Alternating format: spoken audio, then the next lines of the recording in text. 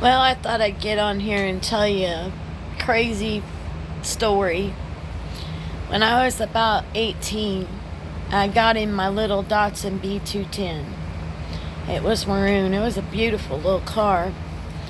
I had decided to go to Mexico where I had some friends, and I set out by myself in a little tank top dress that was way too short.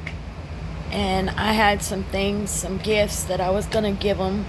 And I grew up in the barrio, so I spoke very fluent Spanish. I still do. I read and write it.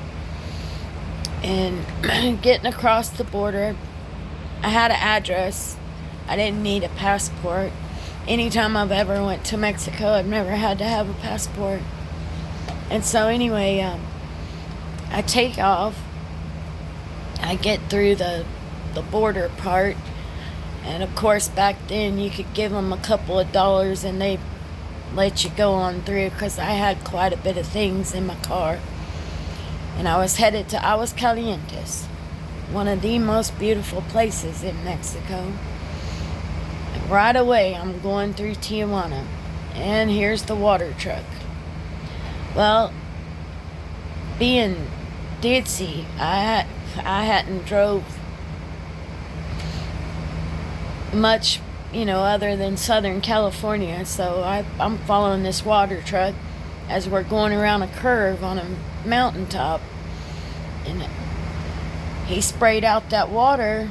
And as soon as he did, as I was going around the corner, I put my foot on the brake. Well, dumb decision, because I spun out. And luckily there was some elevated concrete, and it broke off back then it had axles. It broke off the front axle and caught me right there. So I get out of the car and I'm okay, but like I said, my dress was too short. And I had no clue what I was going to do. And along came this little tiny abuelita, a little Mexican grandma. And her and I get to talking, and she's giving me the bendición, which is the blessing, and she's standing there with me. And then up behind me pulls up a potato chip truck, which is like a box van type thing back then. And some Hispanic dudes get out, and they're wanting to tow my car to a little hole in the center of Tijuana in the back alley.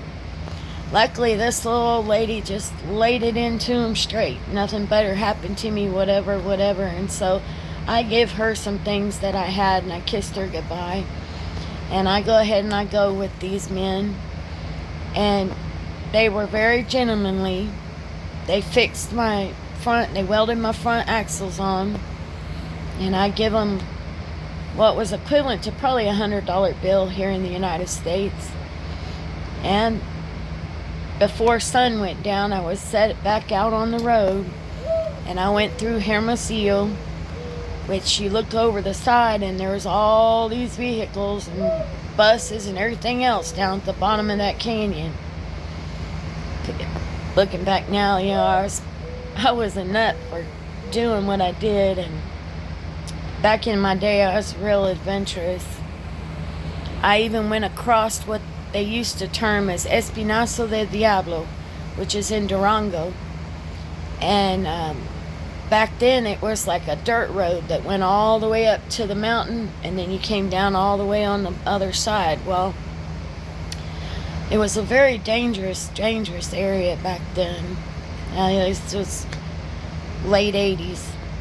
And so someone was following me, and they were right on my tail, and I just kept going like I knew what to do and where I was going.